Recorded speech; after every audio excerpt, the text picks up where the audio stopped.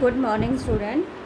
आज हम इकोनॉमिक्स का जो सेकंड चैप्टर है इसको पढ़ेंगे और इस चैप्टर को मैं आपको पढ़ा भी चुकी हूँ बुक्स में, लेकिन आज मैं थोड़ा रिवीजन के तौर पे जो इम्पोर्टेंट पॉइंट्स हैं, जो इम्पोर्टेंट थिंग है इस चैप्टर की, वो मैं आपको पढ़ाने जा रही हूँ। ठीक है, तो इस चैप्टर का जो नाम है पीपल एज रिसोर्स, कि पीपल एक रिसोर्स के रूप में। ठीक है, तो ह्यूमन रिसोर्स वर्केबल पॉपुलेशन, तो पीपल किसको एक तरह से इंडिकेट कर रहा है, वो हमारी कंट्री की पॉपुलेशन को कर रहा है कि ह्यूमन रिसोर्स है वो भी एक क्या है, ह्यूमन भी एक रिसोर्स है। क्यों? क्योंकि अगर जितने भी रिसोर्स हैं, चाहे वो हमारे सोना है, चांदी है, पेट्रोलियम है, एवरीथिंग जो भी हमारा रिसोर्स हमारे अर्थ पे पाए जाते हैं, अगर ह्यूमन ना हो तो उनका यूज नहीं होगा, और यूज नहीं होगा तो हमें ये नहीं, कैसे हम आइडेंटिफाई करेंगे कि ये रिसोर्स है और ये रिसोर्स नहीं है। तो इसी तरह से ह्यूमन को भी एक रिसोर्स माना गया है, और अगर इस रिसोर्स को जो हमारी पॉपुलेशन है, इसको population as an asset for economy के रेदर देन ए लाइबिलिटी, कि जो हमारी पॉपुलेशन है कंट्री की, वो हमारी इकोनॉमी के लिए एक एसेट है, एक संपत्ति है, जबकि लाइबिलिटी नहीं है। ठीक है, कि लाइबिलिटी होने के बजाय जो पॉपुलेशन है वो हमारी क्या है, एसेट है। लेकिन वो एसेट कब बनेगी? जब हम उसमें इन्वेस्टमेंट करेंगे। इन्वेस्टमेंट कैसे करेंगे? कि population become human capital when there is a investment made in the form of education, training and medical care, कि अगर हम अपनी पॉपुलेशन में इन्वेस्टमेंट करेंगे, उनको किसके रूप में? उनके एजुकेशन के रूप में, उनके ट्रेनिंग के रूप में और मेडिकल केयर के रूप में। यानी हमारी जो पॉपुलेशन है, अगर हम उसको अच्छी एजुकेशन देंगे, अच्छी ट्रेनिंग देंगे, अच्छे मेडिकल फैसिलिटी देंगे, तो वो क्या करेंगे? वो हमारे देश की क्या करेंगे, जो नेशनल इनकम है उसमें कंट्रीब्यूट करेंगे। ठीक है, उससे हमारी जो कल्चरल रिचनेस है वो भी डेवलप होगी, जो गवर्नमेंट है वो भी क्या बनेगी, एक अच्छी स्ट्रॉन्ग बनेगी। जो एबल पीपल हैं वो कहाँ जाएंगे? वो गवर्नमेंट में जाएंगे और एक क्या करेंगे, एक राइट डिसीजन लेंगे। ठीक है, तो इस तरह से जो पॉपुलेशन है वो ह्यूमन कैपिटल तब बनेगी जब हम उसमें क्या करेंगे, इन्वेस्टमेंट करेंगे, अच्छी एजुकेशन देंगे, अच्छी ट्रेनिंग देंगे और जैसे मेडिकल केयर देंगे। अब हमने पीछे एक स्टोरी पढ़ी थी साकल और विलास की। तो साकल के मम्मी पापा ने क्या किया था कि उसको इन्वेस्टमेंट किया था उसके अंदर, किसके रूप में? उनको अच्छी एजुकेशन दिलाई, प्रॉपर उनको उनकी केयर की, बाद में उसकी मेडिकल फैसिलिटी दी जिससे कि वो एक हेल्दी रहा, और साथ में उसको एक अच्छी ट्रेनिंग दिलवाई, जिससे वो क्या कर रहा है, वो आज एक अच्छी पोस्ट पर है, अच्छी इनकम है उसकी, और वो हमारे जीडीपी में क्या कर रहा है, कंट्रीब्यूट कर रहा है। ठीक है, तो human capital is stock of skill and productive knowledge embodies to them. जो ह्यूमन कैपिटल है वो स्टॉक होता है किसका? स्किल का और प्रोडक्टिव नॉलेज का, जो उसे दी जाती है। मान लो हमने एक आदमी को क्या कर दिया, ट्रेनिंग दे दी, एजुकेट कर दिया, अच्छा हेल्दी है, तो वो क्या करेगी, लंबे टाइम तक हमारे कंट्री को क्या करेगा, कंट्रीब्यूट करेगा। ये थोड़ी है कि उसको हमने ट्रेनिंग दे दी, एक साल वो काम करे, अगले साल नहीं करेगा, नहीं। अगर उसको किसी पर्टिकुलर फील्ड में ट्रेनिंग दी गई है तो उसके लिए वो लंबे टाइम में क्या करेगा, काम करेगा। ठीक है, अब उसकी जो नॉलेज है वो प्रोडक्टिविटी क्या होगी, दिन प्रतिदिन क्या होगी, इम्प्रूवमेंट होगी, और जिससे क्या है कि वो लंबे टाइम तक हम उसका यूज कर सकते हैं। अगला पॉइंट है कि human capital is one way superior to other resource like land, physical capital, कि जो ह्यूमन कैपिटल है वो हमारा सबसे सुपीरियर सोर्स है, किससे? रिसोर्स है लैंड और फिजिकल कैपिटल से। जैसे हमने फर्स्ट चैप्टर में पढ़े थे कि कौन कौन से हमारे क्या होते हैं, फैक्टर्स होते हैं। तो प्रोडक्शन के तो उसमें हमने लैंड पढ़ा था, फिजिकल कैपिटल पढ़ा था, ठीक है, ह्यूमन के बारे में भी पढ़ा था हमने। तो क्या है कि जो मैन है वो उनसे ज़्यादा, ह्यूमन है वो क्या है, उनसे ज़्यादा सुपीरियर है, ज़्यादा अच्छा है। क्यों? क्योंकि जब हम उसको यूज ही नहीं करेगा, जब वो ह्यूमन उसको यूज ही नहीं करेगा तो वो कैसे यूजफुल बनेगी? लैंड पड़ी है, ह्यूमन नहीं है, ह्यूमन यूज करेगा तभी तो वो एक रिसोर्स बनेगा ना। ठीक है, मशीनरी पड़ी है, पैसे हैं, जब कोई यूज करने वाला नहीं है तो रिसोर्स कैसे बनेगा? तो जो ह्यूमन है वो इसलिए सुपीरियर है क्योंकि वो उनको यूज करता है, उनको यूजफुल बनाता है, इनको अदर रिसोर्सेज को। अगला है कि human being performance any many activities which can be group into economic and non economic, कि ह्यूमन बींग्स हैं वो डिफरेंट एक्टिविटी करता है, मैंने पढ़ाया था, और उसको हम कैटेगराइज करते हैं इकोनॉमिक और नॉन इकोनॉमिक में। ठीक है, तो सबसे पहले हम इकोनॉमिक एक्टिविटी पढ़ते हैं कि what are the economic activity. तो इकोनॉमिक एक्टिविटी कौन सी होती हैं कि economic activity refer to those activity of man and women which are undertaken for monetary gain to satisfy his her needs.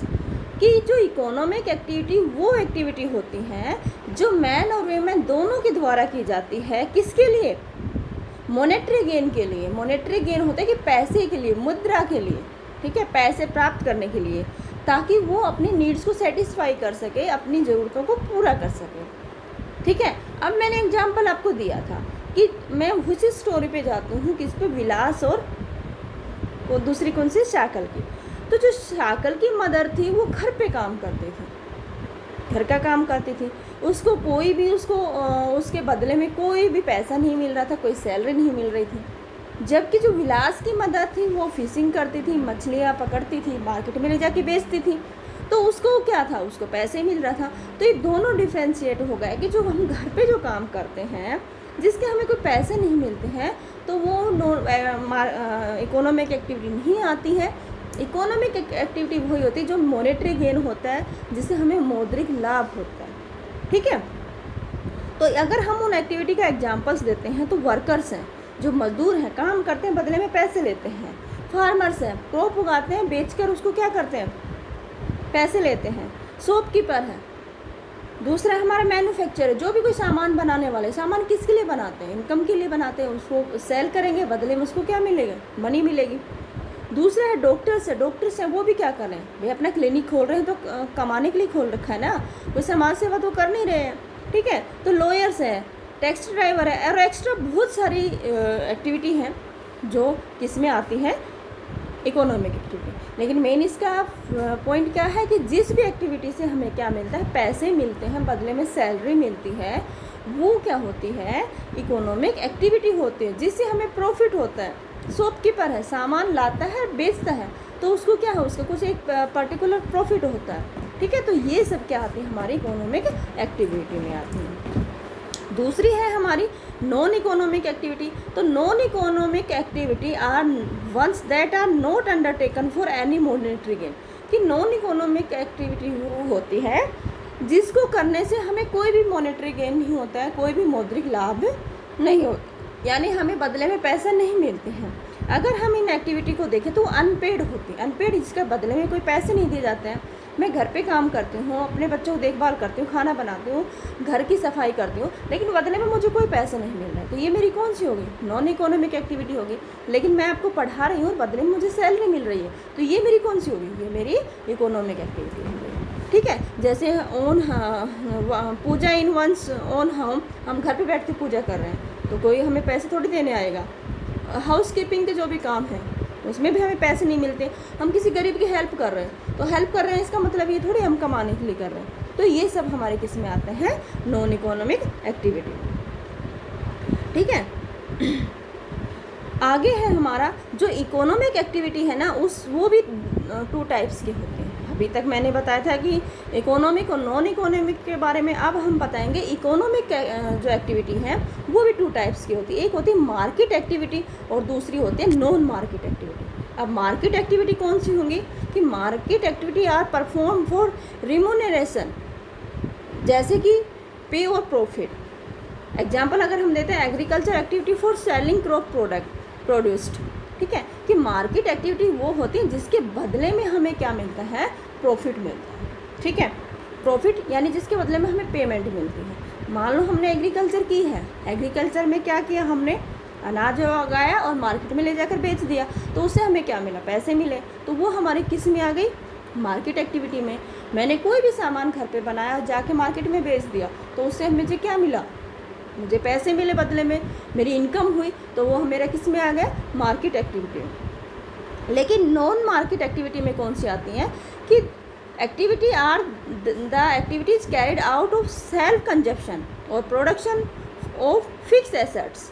कि अगर ऐसी एक्टिविटी करें जो हम अपने सेल्फ कंजप्शन के लिए करें, अपनी खुद की खपत के लिए करते हैं, जो और उसकी जो एसेट है वो फिक्स होती है प्रोडक्शन की, तो उसको हम क्या बोलते हैं, नॉन मार्केट। यानी किचन गार्डन इस एग्जांपल दिया है बेस्ट की, यानी हमने घर पर सब्जी उगाई है तो हम मार्केट में तो नहीं ले बेच रहे ना, वो हमने अपने खुद के खपत के लिए उगाई है।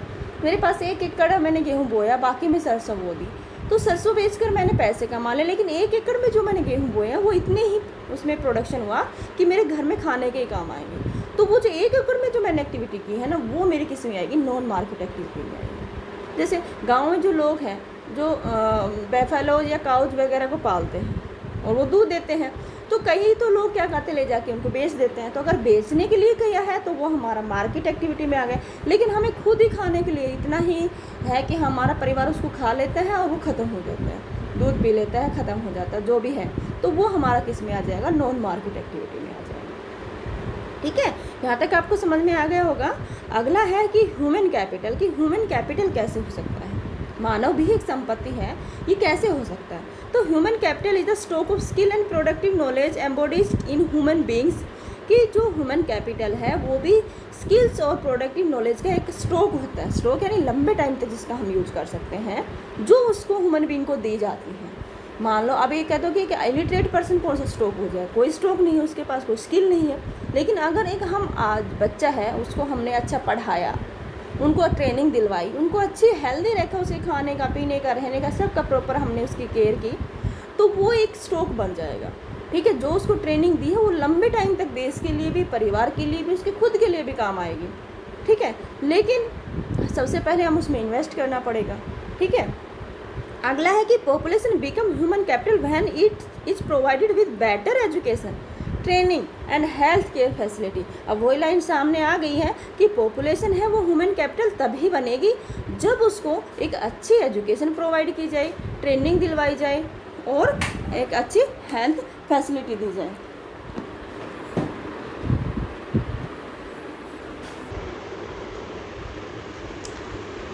तो इसी तरह से जो ह्यूमन कैपिटल है इसमें बताया गया है कि वो स्टॉक और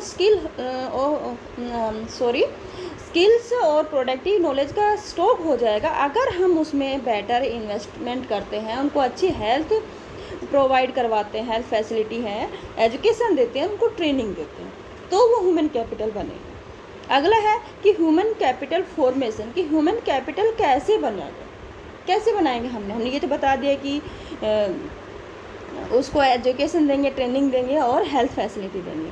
तो when the existing human resource is further developed by spending on making the workforce more educated and healthy, it is called human capital formation. कि ह्यूमन कैपिटल फॉर्मेशन वही होता है अगर हमारे पास जो भी जनसंख्या है, पॉपुलेशन है, ह्यूमन है, अगर हम उसको इस लायक बना दें उस पर खर्च कर कर कि वो वर्कफोर्स ज़्यादा एजुकेटेड बन जाए और हेल्दी बन जाए। ठीक है, वर्कफोर्स वो होता है कार्यशील जो लोग होते हैं, जो काम करने के लायक होते हैं। मान लो एक बुजुर्ग आदमी, आप उसको इन्वेस्टमेंट कर रहे हो, तो क्या वो हमारे लिए अच्छा होगा, क्या कंट्री के लिए वो अच्छा होगा, नहीं होगा। इन्वेस्ट किस पे करेंगे, हम बच्चे पे करेंगे, ताकि वो बड़ा होकर क्या बने, हमारी कंट्री के लिए वर्कफोर्स बने, कार्यशील बने। ठीक है, people as a resource is a way of referring to a country's workforce in term of their existing skill and ability. अगर पीपल को एक रिसोर्स तभी कहेंगे जब वो कंट्री के लिए वर्कफोर्स के रूप में बनेगा और उसमें स्किल और एबिलिटी होगी। ये बात मैंने अभी बताई थी कि जो बुजुर्ग है अगर हम उसमें इन्वेस्टमेंट करेंगे तो वो हमारी कंट्री के लिए वर्कफोर्स बनेगा ही नहीं, लेकिन एक बच्चा है अगर हम उसमें इन्वेस्टमेंट करेंगे तो वो हमारे लिए वर्कफोर्स बनेगा और वो क्या होगा, हमारे लिए एक रिसोर्स बनेगा।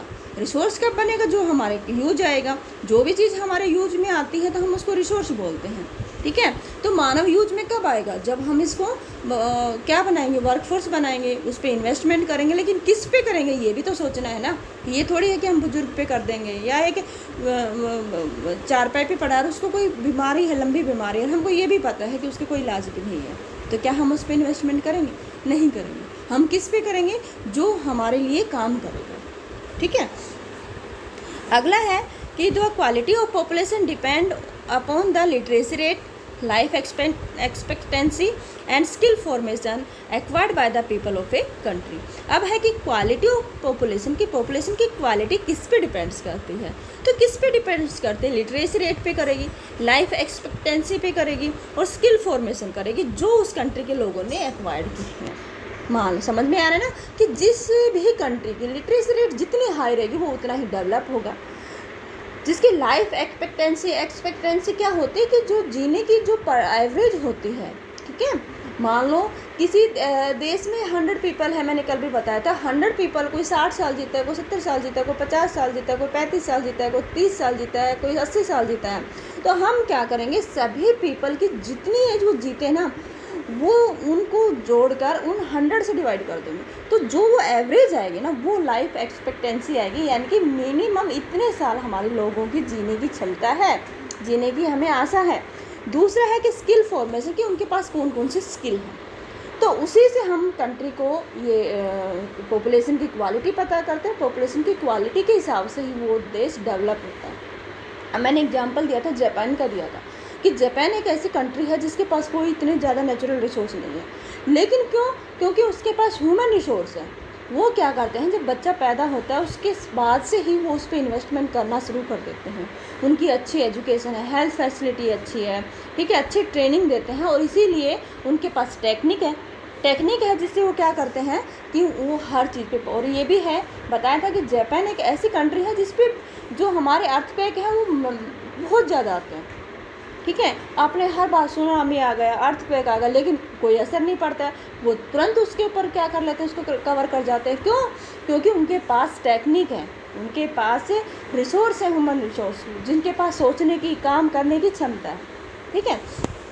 तो ये जो है वो क्वालिटी है, वो पॉपुलेशन किस पे डिपेंड करती है कि वहाँ के लोगों की लिटरेसी रेट यानी साक्षरता दर कितनी है, लोग पढ़े लिखे कितने हैं, उनके जीने का जो टाइम पीरियड है वो कितना है, और दूसरा क्या है कि उनके पास स्किल कितनी है, उनके पास ट्रेनिंग कितनी है, उनके पास कितने स्किल्ड पीपल हैं, ठीक है। तो ये सब किसको करते हैं, क्वालिटी ऑफ पॉपुलेशन को करते हैं, ठीक है। तो आज इतना ही पढ़ा रही हूँ, अब अगला हम अगले वीडियो में पढ़ेंगे, ठीक है।